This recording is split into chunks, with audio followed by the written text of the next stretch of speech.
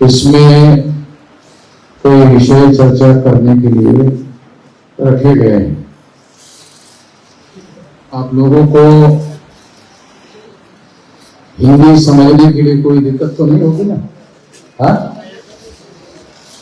कोई दिक्कत नहीं होनी चाहिए, क्योंकि ये जो एरिया है ये महाराष्ट्र के बॉर्डर में लगा हुआ एरिया है, तो इसलिए यहाँ तो कुछ मराठी जानने वाले लोग भी हो सकते हैं। मराठी में तो नहीं बोलूंगा, क्योंकि मैं महाराष्ट्र में भी मराठी में नहीं बोलता हूँ। मराठी मेरी मातृभाषा होने के बावजूद भी तो ज्यादातर कोशिश करते रहता हूँ कि लोगों को हिंदी में बोला जाए, तो राष्ट्रीय स्तर पर लोग जो है हिंदी को समझने के लिए उनको दिक्कत नहीं होती है। ये जो पहला सत्र है, इस पहले सत्र में एक विषय है making only announcement of caste based census of OBC, not performing caste based census of all communities, ये policy of ruling caste of conspiracy betrayed against OBC,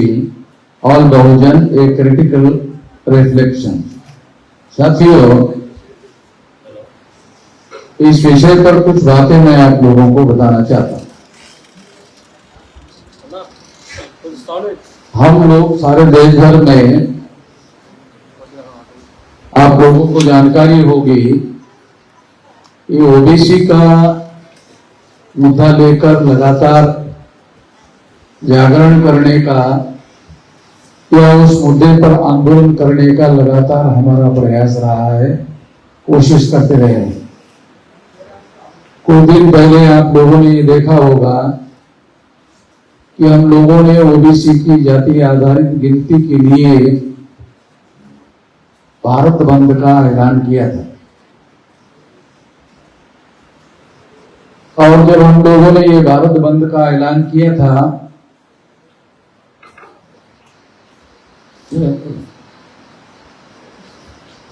तो भारत बंद का हमने ऐलान किया था, तो भारत बंद का ऐलान करने के बाद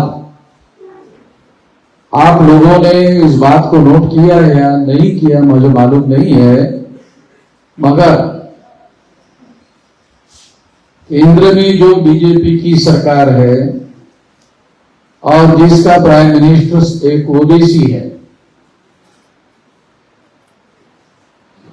उस ओबीसी के प्राइम मिनिस्टर को हम लोग 2 साल के बाद में ओबीसी की जाति आधारित गिनती करेंगे, ऐसा ऐलान करना पड़ा। हम लोगों की वजह से ऐसा करना पड़ा।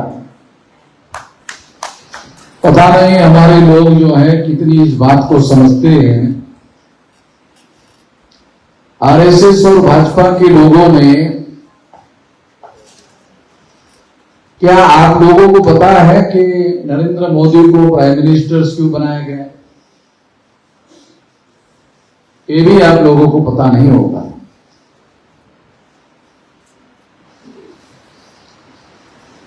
आप लोगों को थोड़ा बैकग्राउंड बताकर ये बात समझाना चाहता हूं। साथियों, आप लोगों को ये याद होगा कि लालकृष्ण आडवाणी ने राम जन्मभूमि के आंदोलन के संबंध में राम रथ यात्रा निकाली थी। ये तो आप लोगों को याद होगा। वैसे हमारे लोगों को भूलने की आदत है,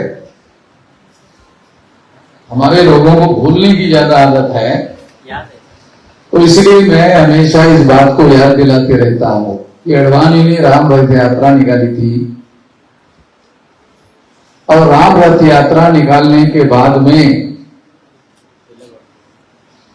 लालकृष्ण आडवाणी का जो बैकग्राउंड हिस्ट्री है वो ये है कि लालकृष्ण आडवाणी कभी भी लोकसभा का चुनाव नहीं लड़ते थे और भारतीय जनता पार्टी उसको राज्यसभा में भेजती।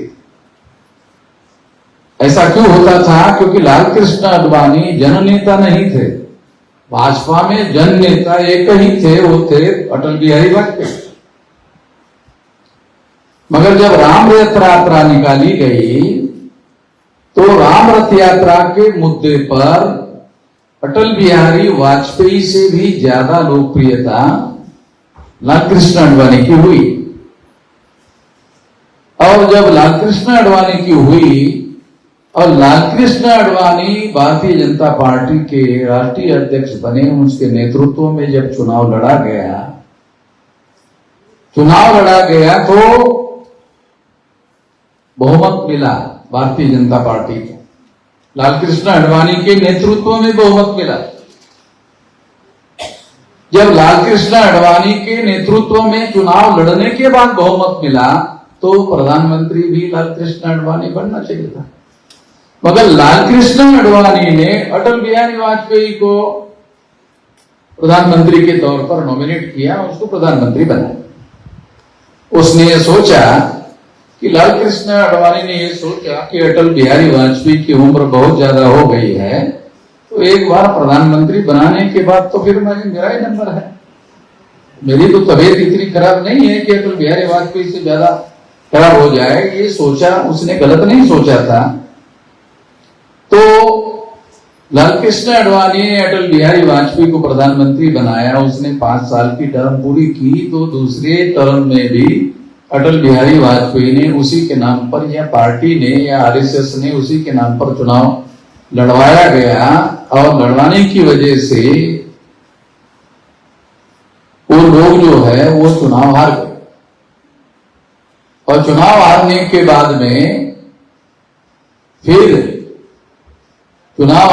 बाद में कांग्रेस 2004 में आई। आप लोगों को याद होगा 2004 में कांग्रेस आई। कांग्रेस का प्रधानमंत्री मनमोहन सिंह बना। मनमोहन सिंह का भी रिकॉर्ड था, वो लोकसभा का चुनाव कभी नहीं लड़ते थे। ये कांग्रेस का नॉमिनेटेड आदमी था, वो कोई लोकप्रिय उम्मीदवार नहीं होते थे, तो वो भी राज्यसभा में चुनकर जाते थे। राज्यसभा के हैसियत से ही वो प्रधानमंत्री बना। तो 2 बार वो प्रधानमंत्री रहने के बाद फिर चुनाव लालकृष्ण आडवाणी के नेतृत्व में होना चाहिए था। तो आरएसएस ने हस्तक्षेप करते हुए लालकृष्ण आडवाणी को रिटायर्ड करने का प्लान बनाया और रिटायर्ड करने का प्लान बनाने के लिए नरेंद्र मोदी को सामने लाया। नरेंद्र मोदी के पहले नरेंद्र मोदी गुजरात के चीफ मिनिस्टर थे, उसको वहां से उठाकर राष्ट्रीय स्तर पर ओबीसी के लोगों के वोट हासिल करने के लिए उसको चुनाव में प्राइम मिनिस्टर का कैंडिडेट बनाकर पेश किया गया। और पेश करने के बाद में फिर बहुमत मिला और बहुमत मिलने के बाद में नरेंद्र मोदी को प्रधानमंत्री बनाया गया और इस तरह से लालकृष्ण आडवाणी को साफ कर दिया गया। और करने के बाद नरेंद्र मोदी जब प्रधानमंत्री बने तो लालकृष्ण आडवाणी को केवल प्रधानमंत्री पद के उम्मीदवार से नहीं काटा गया, बल्कि उसको कंपल्सरी रिटायर कर दिया। तो लालकृष्ण आडवाणी की तबीयत अभी ठीक है, मगर उसको कंपल्सरी रिटायर कर दिया गया। और कंपल्सरी रिटायर करने के बाद अभी बागडोर जो है ये नरेंद्र मोदी के हाथ में। इसी दरमियान आप लोग जानते होंगे कि हम लोग ओबीसी की जाति आधारित गिनती का मुद्दा कि उन्होंने एक नॉमिनेटेड रिप्रेजेंटेटिव आरएसएस के लोगों ने ओबीसी के आदमी को सामने लाया। वो सामने क्यों लाया? वो इसलिए लाया कि आडवाणी को लाया जाना चाहता है। क्यों लाया उसको? क्योंकि हमने ओबीसी की जाति आधारित गिनती के मुद्दे को नेशनल एजेंडे में लाया, उसको मुद्दा बनाया। तो उसको काउंटर करने के लिए नरेंद्र मोदी को लाया। इसलिए प्रधानमंत्री पद का कैंडिडेट हमारे ओबीसी के मुद्दे को जो नेशनल एजेंडे में लाया गया था उसको काउंटर करने के लिए नरेंद्र मोदी को प्रधानमंत्री पद का कैंडिडेट बनाया गया। तो ये एग्जाम्पल इसलिए आपको बता रहा हूं ताकि आप लोगों को समझ में आ जाए कि हमारी भी औकात है। इतनी औकात है कि नेशनल पार्टी के लोगों को हमें काउंटर करने के लिए स्ट्रेटेजी प्लान करनी पड़ती है। हमारे लोगों को मालूम नहीं है हमारी औकात, हमारी औकात हमारे दुश्मनों को पता है। दुख की ये बात है कि हमारे दुश्मनों को हमारी औकात पता है, हमारे लोगों को हमारी औकात पता नहीं। हमारे लोगों को हमारी औकात पता क्यों नहीं है? क्योंकि नेशनल मीडिया जो है, हमें नेशनल मीडिया में कोई खबर नहीं छापी जाती। नेशनल मीडिया में अगर खबर छापी जाती तो फिर हमारे लोगों को हमारी औकात पता चलती। जो विश्लेषण करके मैं आपको समझा रहा हूं वो नेशनल मीडिया के द्वारा इस बात को बताया जाना चाहिए था, मगर उन्होंने ऐसा नहीं बताया। नहीं बताया तो लोगों को मालूम कैसे होगा?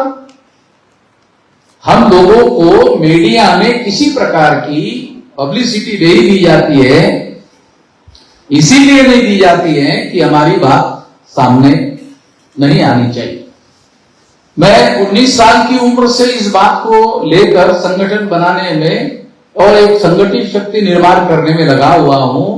आप में से कुछ लोगों को यह जानकारी होगी कि अभी 36 में से 36 स्टेट हैं, 36 में से 32 स्टेट में हमारा संगठन है। टोटल जो 36 स्टेट है, 36 में से 32 स्टेट में हमारा संगठन है और 32 स्टेट में से 625 जिलों में है। 769 जिले हैं ऑल इंडिया में, 769 जिले हैं, उसमें 625 जिलों में हमारा संगठन है, काम कर रहा है। इतना बड़ा संगठन हमने बनाया। मैं 19 साल की उम्र से ऐसे संगठन बनाने के काम में लगा हुआ हूं और आज मेरी उम्र 67 रनिंग चल रही है। 19 साल से 67, 58 साल में तो सरकारी नियमों के अनुसार आदमी रिटायर हो जाता है ना? 58 साल में आदमी सरकारी नियमों के अनुसार रिटायर हो जाता है और 67 वाले आदमी को हमारे देश में रिटायर्ड नहीं, टायर्ड भी मानते। ये तो रिटायर्ड तो हो ही गया है, अभी टायर्ड भी हो गया, रिटायर्ड एंड टायर्ड। तो मैं न रिटायर्ड हुआ हूं न अभी टायर्ड हुआ हूं और अभी भी ऐसे खड़ा हूं। 67 वाला आदमी थोड़ा ऐसा हो जाए, ऐसा हो जाए, मगर मैं ऐसे ही हूं। तो आपको हमारे लोगों को बात समझ में आए इसलिए बता रहा हूं। 67 में आदमी को हमारे देश में बूढ़ा माना जाता है और वो कमर से थोड़ा झुक जाता है। तो मैं अभी ना रिटायर्ड हुआ हूं, ना टायर्ड हुआ हूं, ना अभी झुका हुआ हूं और ये लड़ाई सारे देश भर में लड़ने में लगा हुआ हूं। और डेली मेरे कार्यक्रम, डेली सारे देश भर में डेली, अभी भी जब जवान था तब भी डेली घूमता था और जब 67 का हूं तो भी मैं सारे देश भर में अभी भी घूम रहा हूं और डेली सारे देश भर में कार्यक्रम चले हुए हैं। कल मैं यहां से गुजरात जाऊंगा, मेरा कल कार्यक्रम है राजस्थान में। यहां से हैदराबाद से फ्लाइट चलेगी अहमदाबाद, अहमदाबाद से 4 व्हीलर गाड़ी लेके जाऊंगा राजस्थान में। तो कल राजस्थान में मेरा कार्यक्रम, फिर राजस्थान से मैं सीधा गुजरात अहमदाबाद आकर जाऊंगा सीधा बंगाल, मतलब कलकत्ता। तो डेली कार्यक्रम लगे हुए हैं। पहले मैं ज्यादातर रेल में ट्रेवलिंग करता था, अभी हमारे पास ज्यादा तेजी से काम करना है तो फ्लाइट का भी हम लोगों को उपयोग करना पड़ता है ताकि समय की बचत करके ज्यादा समय बचाकर ज्यादा तेजी से हम लोग काम कर सके। इसके लिए हम लोग ये सारी बातें करते हैं। साथियों, देश भर में हम लोग ओबीसी की जाति आधारित गिनती का मुद्दा संगठन के बल पर हमने उठाया हुआ है। आरएसएस के, भाजपा के लोगों को पता है कि हमारे पास इतना बड़ा संगठन है।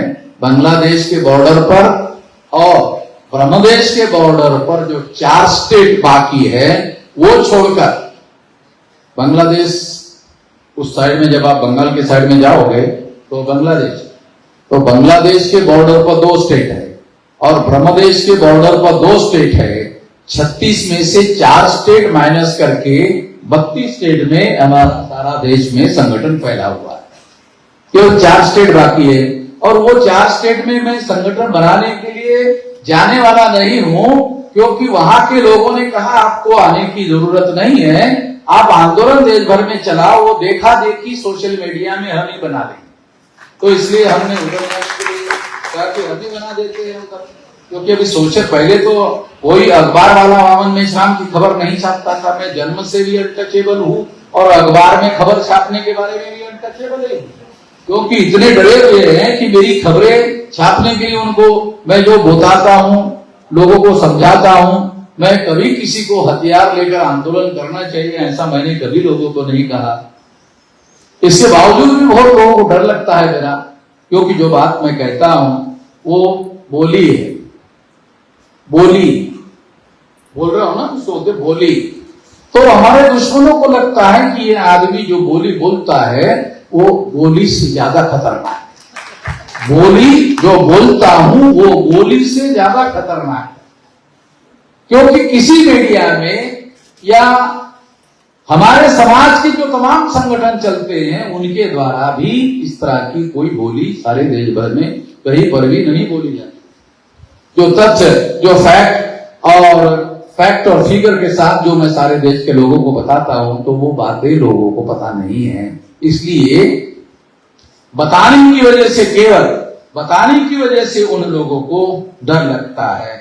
उसी तरह से ये ओबीसी की सेंसस का मुद्दा है। सारे ब्राह्मण लोग सारे देश भर में जो उनका खेल खेल रहे हैं वो ओबीसी के बल पर कर रहे हैं। जो ब्राह्मण लोगों का खेल भारत में चल रहा है वो केवल ओबीसी के बल पर चल रहा है।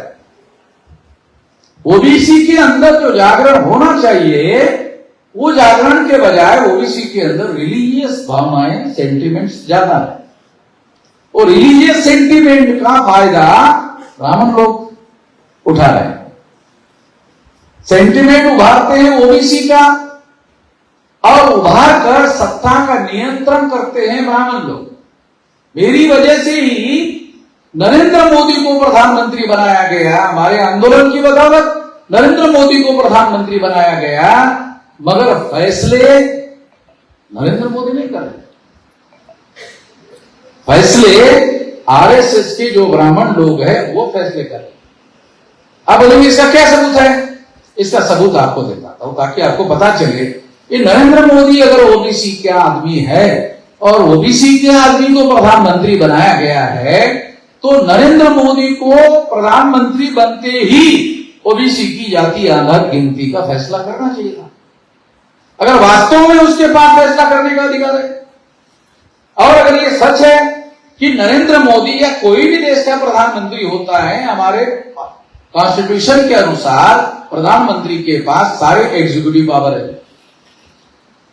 As per the provision of the constitution सारे एग्जीक्यूटिव पावर जो है प्रधानमंत्री के पास है। अगर प्रधानमंत्री के पास है और नरेंद्र मोदी एक ओबीसी के आदमी को देश का प्रधानमंत्री बनाया गया है, तो नरेंद्र मोदी को सबसे पहले ओबीसी की गिनती करने का फैसला करना चाहिए था। देश में अगर प्रधानमंत्री मोदी को पूछा जाए या बीजेपी की सरकार के लोगों को पूछा जाए कि भाई देश में कुत्ते कितने हैं, तो वो कहते हैं कि इसका आंकड़ा हमारे पास है। उनको पूछो भी उसमें काटने वाले कुत्ते कितने, हाँ इसका भी हमने अलग से आंकड़ा निकाला हुआ। अच्छा, सज्जन वाले कुत्ते कितने?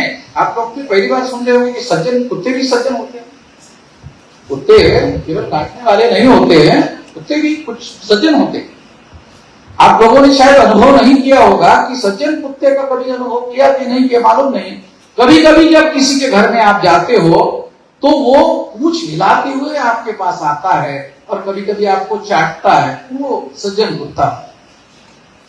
शायद आपने बात नहीं है, मगर मैं जब बहुत बार सारे देश भर में घूमते रहता हूँ, लोगों के घर में जाता हूँ, उनके घर में कुत्ते होते हैं, तो वो मेरे पास आकर मेरे हाथ को या किसी को चाटने का काम करता है, भौंकने या काटने के बजाय। तो मैं ऐसे कुत्तों को सज्जन कुत्ता मानता हूं। तो कुत्ते में भी दो प्रकार के कुत्ते हैं, काटने वाले कुत्ते और सज्जन वाले कुत्ते। तो ये सारे आंकड़े सरकार के पास हैं। ये सारे सभी प्रकार के जानवरों के आंकड़े सरकार के पास है, मगर सरकार को अगर पूछो कि ओबीसी के कोई आंकड़ा है कि कितने, तो ओबीसी तो इंसान है ना, कुत्तों के तो ठीक है, इंसानों के, क्योंकि एलर्जी ब्राह्मणों को, हम लोगों की, इंसानों की बड़ी एलर्जी है। ब्राह्मणों को एलर्जी इंसानों की है। उसको अधिकार देने लेने की बात तो बहुत दूर की बात है, उसको गिनने के लिए भी तैयार नहीं है। आपको बता दें, गांव देहात में कभी कभी झगड़ा होता है।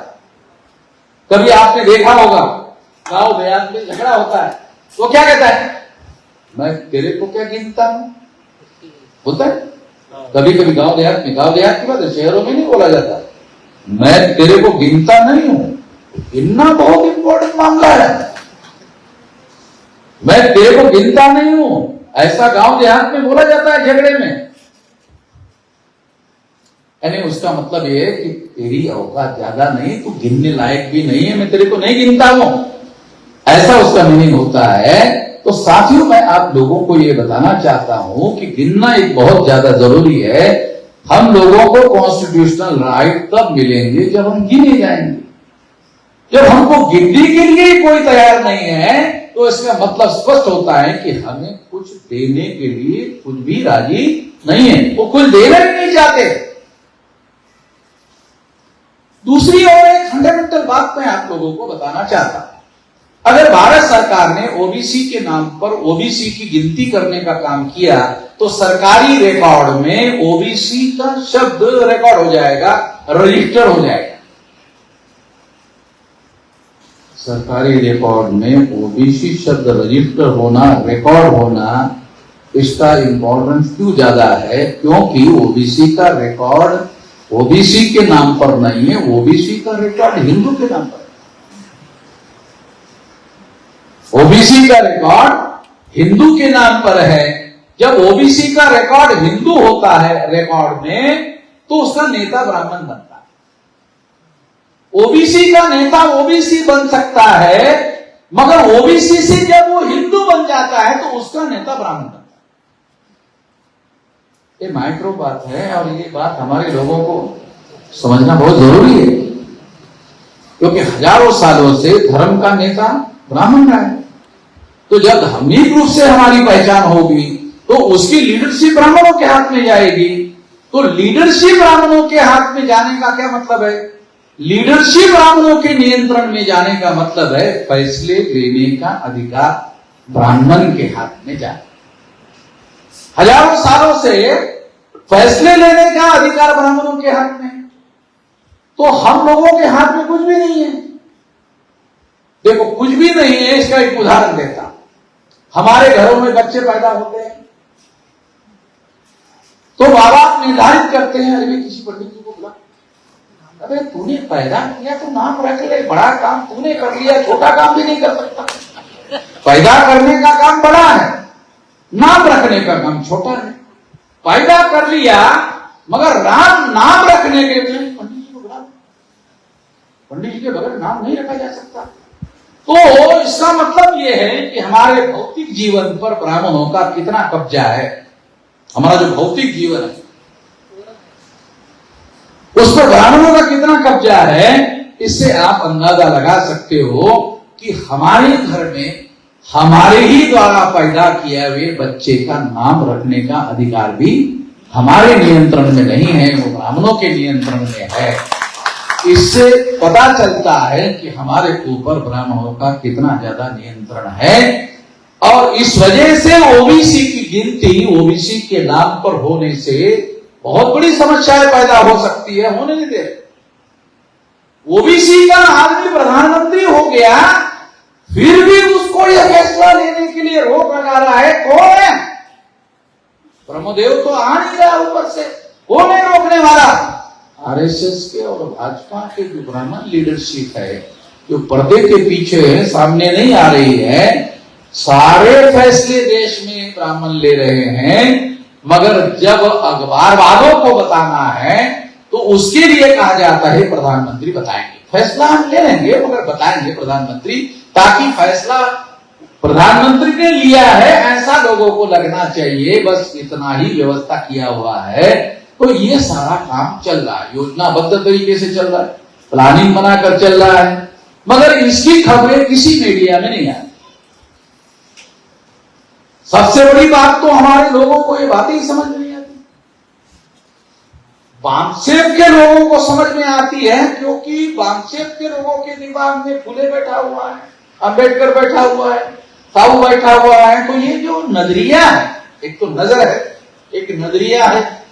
तो जो नजरिया है यानी देखने का दृष्टिकोण, नजरिया उसको बोलते हैं देखने का दृष्टिकोण। तो आपकी विचार करने की पद्धति कैसी है उसके ऊपर नजरिया निर्भर करता है। तो फुले शाहू आंबेडकर जिनके दिमाग में बैठा हुआ है उनका नजरिया अलग होता है, उनका नजरिया अलग होता है। वो उस दृष्टि से सारी चीजों को देखते हैं और उसकी व्याख्या इंटरप्रिटेशन उस तरह से करते हैं, इस वजह से हम कर रहे हैं। आरएसएस भाजपा के लोग जिनको हिंदू कहते हैं उनको हम ओबीसी कहते हैं, ये भी नजरिया का फर्क है। ओबीसी कहने से अधिकार मिलता है, हिंदू कहने से ब्राह्मण के नाम पर जमा हो जाता है। हिंदू का अकाउंट ब्राह्मण के नाम पर जमा है, ओबीसी का अकाउंट तो ओबीसी के नाम पर जमा होगा। और अगर हिंदू का अकाउंट ब्राह्मण के नाम पर जमा होगा तो उस अकाउंट को कैसे चलाना है ये तो ब्राह्मण निर्धारित करेगा और वही निर्धारित करता है। इसलिए साथियों हम लोगों को ये बारीकियां समझना जरूरी है। इसलिए हम लोग योजनाबद्ध तरीके से प्लान बनाकर काम करते हैं कि ओबीसी गिनती करो। इसके लिए मैंने भारत बंद करवाया और 2030 तक जब तक ये फैसले नहीं होंगे गिनती के तब तक ये हमारी वजह से ही नरेंद्र मोदी को गिनती करेंगे। 2 साल बाद 3 साल बाद करेंगे, ऐसा अनाउंस करना पड़ा। ये हमारी वजह से ऐसा करना पड़ा। मैं जानता हूं वो करेंगे नहीं। ओबीसी के लोग पॉलिटिकली ज्यादा कॉन्शियस नहीं है। अगर हम भारत बंद कर रहे हैं और भारत बंद करने के पहले नरेंद्र मोदी ने घोषित कर दिया कि करेंगे, अगर आप ओबीसी के बस्ती में जाओ और ओबीसी के लोगों को समझाओ कि ओबीसी के लिए गिनती करने के लिए भारत बंद करेंगे, आप हमारा समर्थन करो, तो ओबीसी के लोग आपको कहेंगे मोदी ने घोषित कर दिया था, आपको भारत बंद करने की जरूरत क्या है? समझ में आए? ओबीसी की बस्ती में जाओगे तो ओबीसी, अरे आपको मालूम नहीं है, आपको खबर नहीं है मालूम, अरे मोदी ने गिनती करने का फैसला घोषित कर दिया है। आपको ओबीसी के लोग ऐसा कहेंगे अब भारत बंद करने की में सामने जरूरत नहीं है, पीछे ले लो, पीछे ले लो। मैं तो गधा आदमी नहीं हूं, बेवकूफ नहीं हूं। मैं ये जानता हूं जब तक होता नहीं है तब तक इस बात को सच नहीं माना जा सकता और उसके बारे में बोलने के लिए भी तैयार नहीं।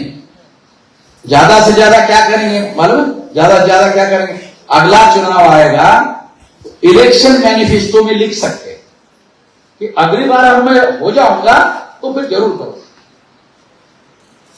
ओबीसी के लोगों अभी मुझे फिर दोबारा तीसरी बार चौथी बार फिर करो, ऐसा हो सकता है। तो इसलिए साथियों ये राजनीतिक हथकंडे हैं, ये राजनीतिक हथकंडे हम लोगों को समझना बहुत ज्यादा जरूरी है। इसलिए ये जो कंसेंसस वाला मामला है ये बहुत ज्यादा महत्वपूर्ण है। पहले गिनती होगी बाद में अधिकार होंगे, पहले गिनती होगी बाद में अधिकार होंगे। गिनती ही नहीं होगी तो अधिकार होने का सवाल ही नहीं आता है। इसलिए साथियों गिनती करने के बारे में हम लोगों को ज्यादा से ज्यादा आग्रह करना है। तो 2030 तक हमने एक टाइम बाउंड प्रोग्राम बनाया। बामसेब के पढ़े लिखे लोगों का संगठन बनाने के लिए हमें बहुत लंबा समय लगा, क्योंकि एक एक आदमी को पढ़ा लिखा होने की वजह से समझाने के लिए समय लगता था। जो अनपढ़ और गवार लोग हैं उनको समझाने के लिए एक एक आदमी को समझाना नहीं पड़ता है, उनके आंदोलन करने पड़ते हैं और आंदोलन के दौरान उनको समझाना पड़ता है। तो इसके लिए हम लोग तहसील से लेकर जिला, जिला से कमिश्नरी, कमिश्नरी से स्टेट और स्टेट से राष्ट्रीय स्तर के कार्यक्रम चला रहे। और 2030 तक हमारी योजना है 6 लाख गांवों का संगठन बनना चाहिए। आंदोलन करते करते 2030 तक 6 लाख गांव का संगठन बनना चाहिए। इस पर हम लोग काम कर रहे हैं। और 6 लाख गांव का और 15 लाख बूथ का चुनाव होता है, तो चुनाव कमिश्नर चुनाव कंडक्ट करवाने के लिए 15 लाख बूथ बनाते। एक बूथ में 1000 वोटर होते हैं। तो ये जो बूथ लेवल का संगठन चुनाव करवाने के लिए चुनाव आयोग बनाता है, तो हमने प्लान बनाया कि हमारा भी संगठन बूथ लेवल का होना चाहिए। हमारे पास भी संगठन बूथ लेवल का होना चाहिए। तो हमारे पास 15 लाख बूथ में संगठन होना चाहिए। संगठन होने का क्या मतलब है? 15 लाख बूथ में संगठन होने का क्या मतलब? मिनिमम एक बूथ में एक कार्यकर्ता होना चाहिए। एक से तो कमी हो नहीं सकता। कम से कम लोएस्ट एक कार्यकर्ता होना चाहिए। तो आपको बूथ लेवल का संगठन खड़ा करना चाहिए और उसमें कम से कम एक कार्यकर्ता होना चाहिए। अगर पढ़ा लिखा कर्मचारी उपलब्ध होता है तो वहां से बढ़ाओ, और अगर कर्मचारी नहीं है तो पढ़ा लिखा कोई आदमी है क्या, चाहे मैट्रिक फेल हो, पढ़े लिखे आदमी को ढूंढो, अनपढ़ आदमी को मत ढूंढो। अगर गांव में ऐसे अभी बहुत लोग मिल जाते हैं, मैट्रिक पास में तो मैट्रिक फेल मिल ही जाते। जो भी थोड़ा बहुत पढ़ा लिखा आदमी है, ऐसे नौजवानों को पकड़ो और उसकी जिम्मेदारी लगाओ। बाकी ट्रेनिंग देकर उनको तैयार किया जा सकता है, उसको जानकार बनाया जा सकता है, उसको ज्ञानी बनाया जा सकता है, उसको विचारधारा का आदमी बनाया जा सकता है। और उसके नीचे एक और संगठन है, बूथ के नीचे। बूथ के नीचे क्या है? जो बूथ होता है उसमें 1000 वोटर होते हैं। उसमें शेड्यूल कास्ट के वोटर हो सकते हैं, मोस्ट बैकवर्ड शेड्यूल कास्ट के वोटर हो सकते हैं, एक्सट्रीम बैकवर्ड शेड्यूल कास्ट के वोटर हो सकते हैं, शेड्यूल ट्राइब के वोटर हो सकते हैं, मोस्ट बैकवर्ड शेड्यूल ट्राइब के वोटर हो सकते हैं, एमबीसी के वोटर हो सकते हैं, ओबीसी के वोटर हो सकते हैं, और इनसे कन्वर्टेड माइनॉरिटी मुस्लिम, सिख, ईसाई, बुद्धिस्ट, जैन, लिंगायत के वोटर हो सकते हैं। ऐसे लगभग 14 सामाजिक समूहों के लोग। 1000 वोटर में 14 संगठन बनाने चाहिए और उसमें 14 कार्यकर्ता होने चाहिए, और वो अपने अपने सामाजिक समूहों के होने चाहिए। ऐसा क्यों बता रहा हूं?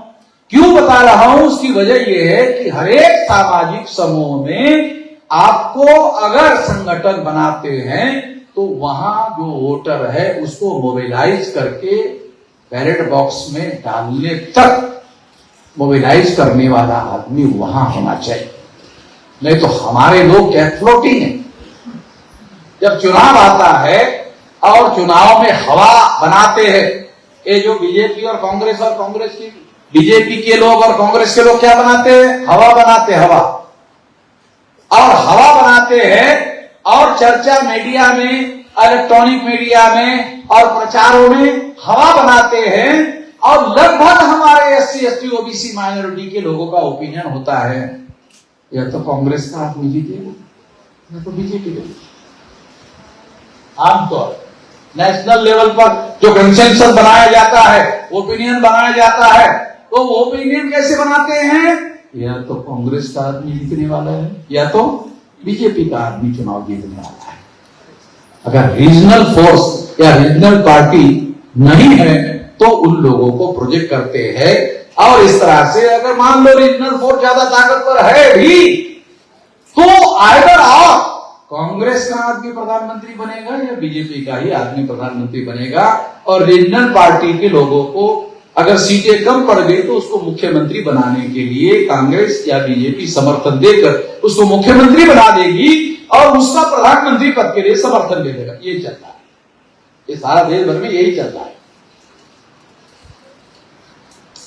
इससे क्या हो रहा है? ब्राह्मण राज परमानेंट हो गया।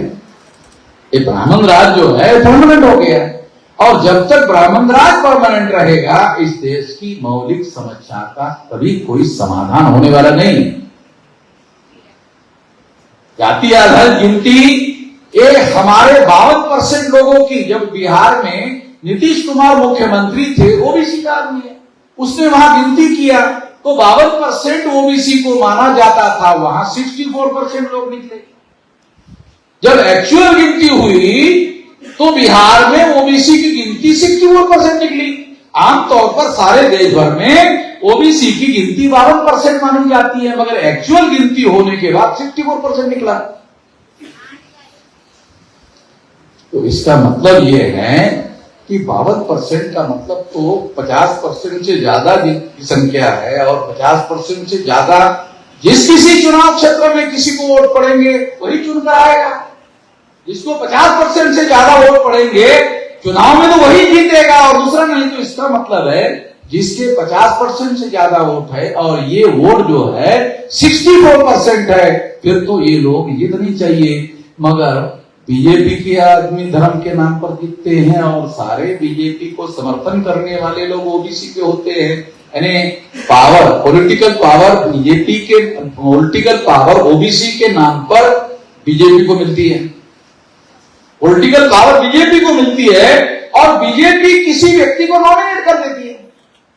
कितने लोगों को इलेक्टेड प्राइम मिनिस्टर और नॉमिनेटेड प्राइम मिनिस्टर का अर्थ समझ में आता है? अनपढ़ गवारों को तो छोड़ो, हमारे पढ़े लिखे लोगों को समझ में नहीं आता। नॉमिनेटेड रिप्रेजेंटेटिव और elected representative, the difference between nominated representation and elected representation का पढ़े लिखे लोगों को समझ में नहीं आता। 1932 में बाबा साहब आम्बेडकर ने राउंड टेबल कॉन्फ्रेंस में ये मामला खड़ा किया था कि हमें नॉमिनेटेड रिप्रेजेंटेशन नहीं चाहिए। नॉमिनेटेड रिप्रेजेंटेशन तो है, मगर हमें नहीं चाहिए, हमें इलेक्टेड रिप्रेजेंटेशन चाहिए। और इसके आधार पर 17 अगस्त 1932 को बाबा साहब आम्बेडकर शेड्यूल कास्ट और शेड्यूल ट्राइब के लिए पॉलिटिकल रिजर्वेशन, सेपरेट इलेक्टोरेट हासिल करने में कामयाब हुए थे। सेपरेट इलेक्टोरेट का क्या मतलब है?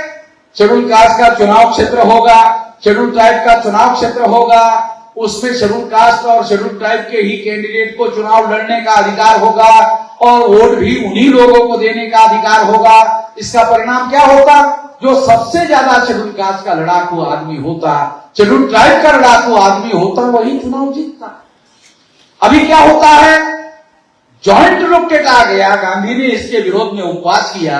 उपवास करने की वजह से जबरदस्ती हमारे ऊपर पुनः पैक्ट थोपा, पुनः पैक्ट थोपने की वजह से जॉइंट इलेक्टोरेट आ गया। जॉइंट इलेक्टोरेट आने की वजह से क्या हुआ? बीजेपी जिस शेड्यूल कास्ट को और शेड्यूल ट्राइब को नॉमिनेट कर देती है, वो एमएलए, वो एमपी बन जाता है। कांग्रेस जिस शेड्यूल कास्ट शेड्यूल ट्राइब को नॉमिनेट कर देती है, वो चुनाव जीत जाता है, मगर वो नॉमिनेटेड है।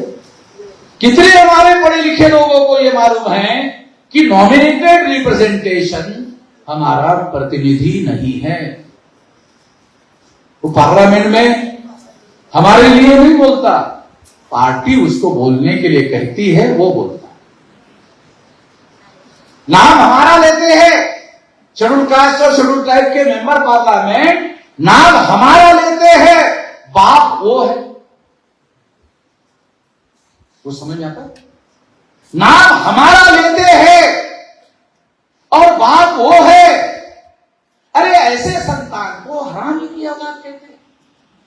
नाम हमारा, बाप कोई और, तो उसको हरामी की औलाद बोलते हैं।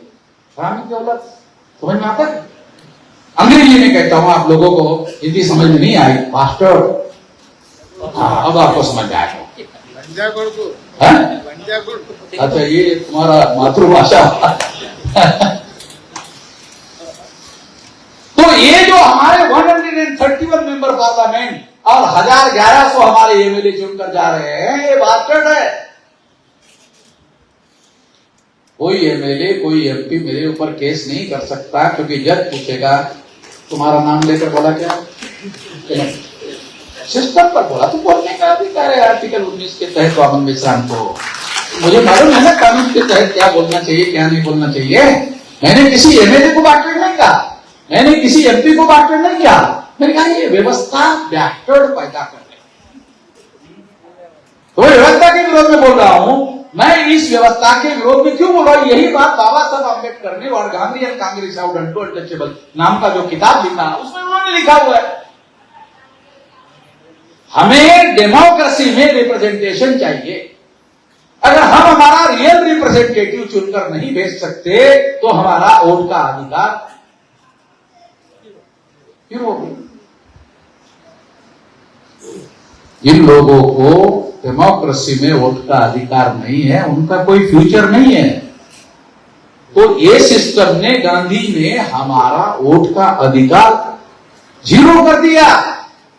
हम जिसको चुनकर लाना चाहते वो चुनकर आता नहीं है, और जिनको चुनकर लाना नहीं चाहते वही चुनकर आता है, या उन्हीं को चुनकर लाया जाता है और वो लोग चुनकर लाते हैं। मतलब जो हरामी की औलाद पैदा करने वाले बात है वो चुनकर लाते हैं, नाम हमारा लेते हैं। अरे शेड्यूल कास्ट का मैं कैंडिडेट हूं, नाम हमारा लेते हैं, बात वो। इससे आसान समझाने का काम मेरे अलावा कोई करता होगा भारत में, मुझे तो नहीं लगता, क्योंकि किसी को समझ में नहीं है। अभी भी हमारे लोगों को समझ में नहीं आता है। हर 10 साल बाद पॉलिटिकल रिजर्वेशन कांग्रेस के लोग एक्सटेंशन कर देते हैं, और हमारे लोग दूसरे दिन खबर छपने के बाद बड़े खुश होते हैं। मेरे पास बहुत सारे लोगों के टेलीफोन आते हैं। मैंने कहा किस बात के लिए खुश हो? तुम्हारे अंदर 131 हरामखोर पैदा हो रहे हैं, मास्टर पैदा हो रहे हैं, इससे खुश हो रहे हो क्या? उनको यही समझ मैं क्या बोल रहा हूं। तो ये जो सिस्टम है, इसी वजह से राउंड टेबल कॉन्फ्रेंस में बाबा साहब अम्बेडकर ने सेपरेट इलेक्टोरेट की मांग की थी कि हमारे शेड्यूल कास्ट के, शेड्यूल ट्राइब के सेपरेट इलेक्टोरेट में इंडिपेंडेंट कैंडिडेट चुनकर जाने चाहिए। ये सिस्टम खत्म करने की वजह से सबसे बड़ा परिणाम क्या हुआ, बुरा परिणाम क्या हुआ? ओबीसी की गिनती पर उन्होंने रोक लगा दी। अगर आजाद भारत में पहले चुनाव में 1952 में अगर 131 मेंबर पार्लियामेंट सेपरेट इलेक्टोरेट होता तो बाबा साहब आंबेडकर 131 मेंबर पार्लियामेंट के नेता होते, और कांग्रेस को और बीजेपी के लोगों को या उससे समय जो भी पार्टी रही थी उनको बाबा साहब आंबेडकर का समर्थन लिए बगैर सेंट्रल में कोई गवर्नमेंट नहीं बनती। और अगर नहीं बनती तो बाबा साहब आंबेडकर इस शक्ति का उपयोग ओबीसी की जाति आधारित गिनती के लिए करते, क्योंकि ये एजेंडा तो हमारा है ना, ये एजेंडा ब्राह्मणों की पार्टी का थोड़ी है। तो शेड्यूल कास्ट और शेड्यूल ट्राइब के सेपरेट इलेक्टोरेट खत्म होने का परिणाम आज तक ओबीसी के लोगों को भुगतना पड़ रहा है। इसका दूसरा परिणाम क्या हुआ? इसका दूसरा परिणाम यह हुआ कि ऐसे ओबीसी के लोगों को जिनको रिप्रेजेंटेटिव अधिकार नहीं मिला, उनको ब्राह्मणों को हिंदू बनाने का मौका मिला। हिंदू क्या है? हिंदू ब्राह्मण धर्म का छुपने के लिए बनाया हुआ नाम। दयानंद सरस्वती ब्राह्मणों के सबसे बड़े नेता थे। उन्होंने कहा हिंदू मुसलमानों की दीवी गाली है। अगर हिंदू मुसलमानों की दीवी गाली है तो ब्राह्मण एससी एसटी ओबीसी को हिंदू क्यों कहता है? ब्राह्मण को पूछो, ये प्रयोग करके देखो आपके ऑफिस में, आप हिंदू हो क्या? ब्राह्मण तो मैंने पूछा आप हिंदू हो क्या? तो ब्राह्मण हिंदू नहीं। तो इसका मतलब ब्राह्मण और हिंदू में फर्क है। ब्राह्मण और हिंदू में फर्क है, और ब्राह्मण को मालूम है हिंदू का मतलब है हरामी की औलाद। तो ब्राह्मण अपने को हरामी की औलाद मानने के लिए तैयार नहीं, मगर उन हिंदुओं को वो ब्राह्मण धर्म हिंदू के नाम पर थोपने में कामयाब हो सकते हैं। तो मैंने हिंदू मुसलमानों की दीवी गाली है ये मामला जब उठाया, अभी अब आजकल ये मामला मैंने उठाया हुआ है, जब चला तो क्या हुआ? ब्राह्मणों ने अपने धर्म का नाम हिंदू जो था बदल दिया। नहीं, हम हिंदू नहीं, मेरी वजह से हुआ। तो ब्राह्मणों को पूछोगे आप हिंदू नहीं तो सनातन, ये जो आजकल सनातन कह रहे हैं ना, वो मेरी वजह से उनको सनातन कहना पड़ रहा है, और हिंदू नहीं है तो कौन है? सनातन। ये सनातन भी पाली भाषा का शब्द है। तुम्हारा क्या है? एस धम्मो सनातनो, ये पाली भाषा में बुद्ध का प्रवचन है, उसमें लिखा है ये धर्म सनातन है। बुद्ध ने कहा, प्रवचन में कहा। तो जब मैंने उनको कहा ये पाली भाषा का शब्द है सनातन, संस्कृत और हिंदी भाषा का शब्द नहीं है सनातन, पाली भाषा का है। तुम्हारा क्या है? तुम्हारा नाम बताओ। जो ब्राह्मण यहाँ के है ही नहीं तो उनका शब्द यहाँ का कैसे हो सकता है?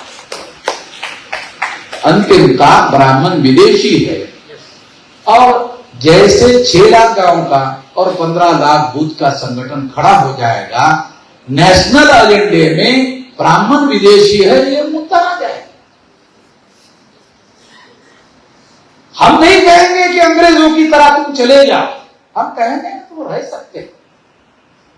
अंग्रेजों की तरह तुम चले जाओ नहीं कहेंगे, तुम रह सकते हो, मगर भारत पर राज करने के लिए तुमको नहीं रखा जा सकता। प्रजा बनकर रह सकते हो।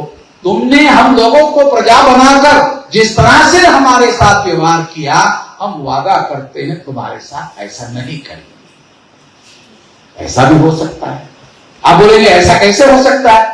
अरे लोकतंत्र में वोट का अधिकार है, आज नहीं तो कल, कल नहीं तो परसों, परसों नहीं तो तरसों, तरसों नहीं तो नरसों को हमारे लोगों का अकल का जो दरवाजा है साला बंद पड़ा हुआ, खुलेगा ना। बाबा साहब अम्बेडकर कहते हैं, जब विरोधी लोगों ने कहा तो ये जवाब बाबा साहब अम्बेडकर ने दिया हुआ है, एक्सरसाइजिंग ऑफ वोट। वोट करते करते करते करते करते करते कभी इसको किया, कभी उसको किया, कभी इसको किया, कभी उसको किया, तब उसको पता चला दोनों के दोनों बदमाश है। वोट करते करते करते करते करते करते जब उसको पता चलेगा दोनों के दोनों बदमाश है, तो अपना विकल्प तो खड़ा करेगा। इसको अंग्रेजी में बाबा साहब अम्बेडकर ने कहा एक्सरसाइजिंग ऑफ वोट। भूख लगी है बोल रहे हैं हमारे साथी, गलत नहीं कह रहे हैं। इंसानों को 2 प्रकार की भूख होती है, एक पेट की भूख होती है, एक दिमाग की भूख होती है। दिमाग की भूख मैं पूरी कर रहा हूं, तब पेट की भूख का मुद्दा सामने आया है। मैं पीछे देता हूं क्योंकि अभी हमारे लोग बहुजन नहीं बने हैं, भोजन समाज के लोग हैं, अभी बहुजन समाज के लोग नहीं हैं। इसलिए मैं अपनी बात यहीं पर समाप्त करता हूं। धन्यवाद।